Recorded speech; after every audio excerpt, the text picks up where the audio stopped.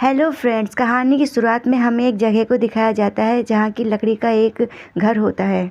फिर हमें अंदर का सीन दिखाया जाता है जहाँ की वाइस बेहोश होता है और उसके आसपास कई लोग होते हैं। उनमें से एक वो होता है जो कि उसे लेके आया होता है और वो कहता है अपने साथियों से, इसे मैंने नदी के पास एक चट्टान पे बेहोश पाया। मुझे आशा है कि मैं इसे ब्रोथल में अच्छे दामों में बेच पाऊँगा। कई परवट लोगों की वजह से आजकल आदमियों की डिमांड काफ़ी बढ़ गई है और वैसे भी एक बार इसे ब्रोथल में बेचने से पहले टेस्ट करना तो बनता है। और ऐसा भी नहीं है कि हमारे ऐसा कुछ करने से प्रेग्नेंट हो जाएगा। हाँ। और कहता है, तो चलो क्यों नहीं हम इसका थोड़ा सा स्वाद तो चख लें। और उनकी आवाज़ों को सुनकर के वाइस अपने होश में आने लगता है। वो अपनी आंखें खोलता है और वे उठ के उन लोगों को देख करके कहता है, आखिर तुम लोग कौन हो? और वो लोग उसको देख करके कहते हैं होश में आते हुए, ओह शिट, ये जाग गया है। तभी एक इंसान आके उसे पीछे से पकड़ लेता है और वाइस को कुछ समझ नहीं आता और दूसरा इंसान उसके साथ गलत करने के इरादे से आगे बढ़ता है और वाइस उसको देख के कहता है, what the do you think you are doing? और वह इंसान उसको कहता है, बिहेव योरसेल्फ और हम तुम्हें जाने देंगे। फिर वह इंसान उसके साथ गलत हरकत करने लगता है, कहता है, बी नाइस टू पापा। और उसकी ऐसी हरकतों को देख कर के वाइस उसे घूर के देख रहा होता है गुस्से में और फिर वे अपने पार्ट को उसके मुंह में डाल देता है और उससे कहता है, चलो अपना मुंह खोलो, गुड बॉय। और वाइस को उसकी हरकत देख कर के काफ़ी गुस्सा आ रहा होता है। फिर अचानक वे उसके पार्ट को जोर से बाइट कर लेता है जिससे कि वह इंसान दर्द से चिल्लाते हुए कहता है, क्या तुम क्या कर आ? और वाइस कहता है, मुझे यहाँ से जाने दो। फिर वह इंसान वाइस को चेहरे को दूर हटाता है और चिल्लाता है, आ। और वाइस फिर अपने मुंह से उसका खून फेंकता है, थू। और फिर वह इंसान चिल्लाते हुए उससे कहता है, तुम कुत्ते के बच्चे, मैंने तुम्हारी ये घटिया जान बचाई और उसे रिपे करने का तुम्हारा ये तरीका है? और कहता है, मुझे अब पैसों से कोई परवाह नहीं, बस इसे मार दो। और दूसरा इंसान उसे जोर से पकड़ लेता है और फिर वाइस चिल्लाता है, मुझे जाने दो, मुझे छोड़ दो बदमाश। और वह इंसान जोर से पकड़ के वाइस को नीचे की तरफ गिरा देता है और कहता है उस इंसान को, तुम्हें उसके मुंह पे ऐसा नहीं करना चाहिए था बेवकूफ़।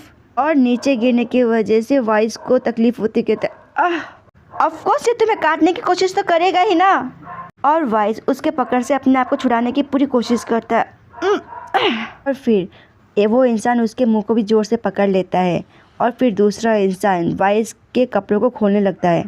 और ऐसा होने की वजह से वाइस को रिस्की की हरकत याद आती है और वह मन में चिल्लाता है, नहीं नहीं, फिर से नहीं, ऐसा नहीं होना चाहिए। और वह अपने आप को छुड़ाने की पूरी कोशिश करता है पर वह ऐसा नहीं कर पाता और तभी गोलियों की आवाज़ आती है, बैंग बैंग बैंग। और उन गोलियों की वजह से वे आदमी मरने लगते हैं और एक आदमी भागते हुए कहता है, आखिर क्या हो रहा है? और हमें दिखाया जाता है रोहन को जो कि उन पे फायर कर रहा होता है और वे आगे बढ़ते हुए वाइस की तरफ चल रहा होता है और परेशान वाइस के पास आके बैठ के कहता है, योंग क्या तुम ठीक हो?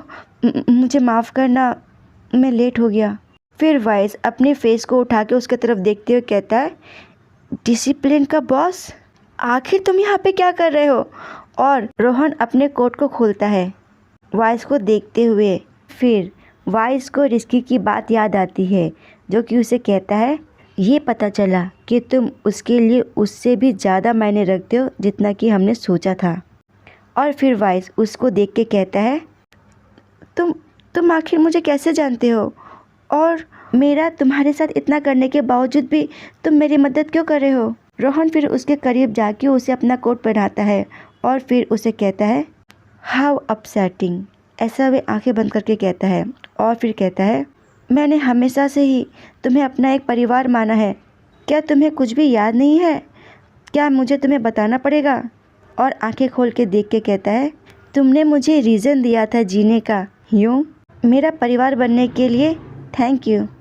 और फिर वाइस को भी वो बच्चा याद आता है जो कि उससे कहता है, तुमने मुझे जीने का रीज़न दिया यूँ मेरा परिवार बनने के लिए थैंक यू।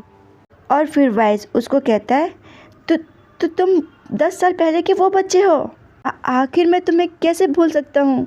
और फिर रोहन में उसके बचपन को देखते हुए कहता है मन में, मैंने कभी इमेजिन भी नहीं किया था कि वो छोटा बच्चा बड़ा होके तुम बन जाओगे और साथ ही इस तरह का माफिया बॉस। और वाइस कहता है, मुझे माफ़ करना तुम्हारे और रिस्की के बीच में जो भी हुआ उसके लिए।